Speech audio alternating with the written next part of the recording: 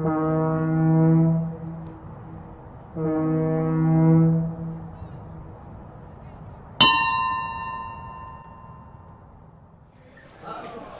an absolute pleasure it is to be in conversation here at Maritech 2024. I'm Alan Dale from Gale Forceman's, and I want to tell you, I love being around young people with creative ideas, bright minds, leading into an industry that is on fire and engaging, and not only that, an accepting industry at the moment. Why don't you guys, one by one, tell me who you are and what you do. Robert, let's start with you. I'm Robert Caulfeild, and I work for the Canadian Coast Guard's Integrated Technical Services Department, so we maintain the current Coast Guard fleet. Tia? My name is Tia Button. I work for Suncor Energy as part of quality assurance team on the Terra Nova FPSO. I'm Alexis Benjamin, and I work for AF Terrio & Son, and I'm a naval architect there. Okay, so did you guys just recently graduate? Start with you. Yep, last spring. Last spring, and how about yourself? Yeah, we're all part of the class of 2023. All part of the class 2023. Okay. I want you to tell me what I'm looking at right here. What is this? Why don't you start, Alexis? A labor of love. Okay. Is that the name of the vessel? No, it's the Atlantic Puffin. It's our capstone project. Okay. So our senior design project. So this was your capstone design project. Yes. Are just the three of you on the team, or were there others? There was one more. One more person, yeah, okay. Not able to make it today. Okay, so three of you are on this team, and this was your capstone design. Talk to me about the design process on this. Let's start with you, Robert. You go ahead and talk to me about it. So we got in touch with Marine Atlantic, because it was kind of intended to service their fleet. And they gave us kind of a list of requirements, what they'd look for in a new ferry. And after we wrote the owner's requirements and just kind of worked our way through, starting with hull form development, general arrangements, powering, seakeeping analysis, and all that good stuff. So during that capstone project, I'm sure people took on different roles on the team. Tia, what was your role on the team? For the most part, I did a lot of the stability analysis, so using GHS, different programs to do different load capacities and see how our ship would fare in different load conditions, and seakeeping analysis, things like that. Right. Now, Alexa, one part of going to university, certainly a capstone project, is that whole aspect of coming together and working as a team, because that team working skill is so vitally important to your next phase of your career.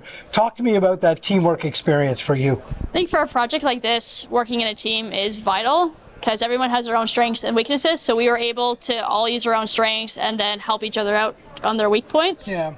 So it's something like this, there's so many different aspects, or so much. So like me and Tia, we kind of both work together on the stability, and then there's a lot of research and stuff that goes in behind the scenes before you can even start with the design. So tell me, how did the project fare out? Did you any success with it? Yeah, well, go ahead, Robert, you tell me about it. CIMarE organizes a competition every year for any undergraduate student to submit their designs, and we submitted ours in the last year's competition, and came first place. So pretty exciting. We got to go down to San Diego and accept an award. So just stop for a second. Came first place internationally? Yeah. Wow. So when do you know when the last time a team from MUN had done that? I think we're the first. I think you were the first ones. You're the first Canadian team. The first. How does that feel? Pretty. Tia, you go ahead and take that one. How does that feel? It feels amazing, really. Being the first to win this competition in Canada has been amazing. Yeah. Like, huge award. What does it feel like to be recognized like that by an incredible organization like CIMarE? Robert, you go ahead. It was really exciting. We put a lot of work into it. So really happy that the judges and we really liked it. And CIMarE's been great getting us around, showing it off, and meeting a lot of really interesting people. So it's a great experience for sure. It is an incredible thing, an incredible accomplishment for sure. So you're now through university, you're now in the workforce, you're out there, you're doing the business. How does it feel to have that whole academic journey behind you and now into the workforce? It's a relief. Yeah. That's a whole other type of stress, I guess. Yeah. You enjoying it? Oh yeah, I'm loving it. How about you, Tia? Yeah, I mean, it feels great to be finished in academic. Of course, applying what we've learned throughout the degree has been beneficial, of course, through our jobs and our careers. And yeah, it's just been great to get out into the industry and meet all the new people, and yeah, really enjoy it. Robert, Coast Guard for you? It's been a great experience. They've had us doing inclining experiments, so putting all our stuff we learned to practice. So Maritech 2024 right here in your own backyard. Tell me how Maritech has been for you all. Have you enjoyed the show? Very much so, yeah. Really great lineups and talks, and the exhibitors all have really cool stands. Yeah, Tia, have you enjoyed the show? Yeah, definitely. We just gave a presentation on industry involvement within the NABARC program, and I think that was well received. So Yeah. yeah. Talk to me about the industry involvement and why that's important for the Naval Architecture program.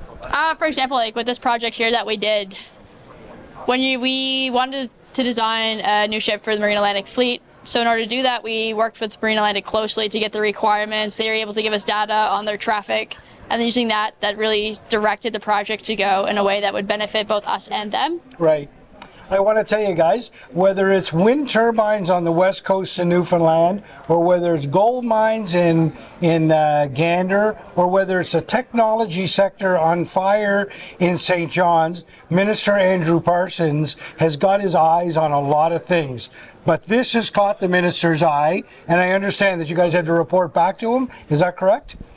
Robert, go ahead. Tell us what you got to report back. Yeah, he wanted to see our final report with all the drawings and predictions for distance and everything. So I guess we'll send that along to him. Yeah, I got to tell you, when you catch Minister Parsons' eye, you're onto something. Congratulations to each and every one of you.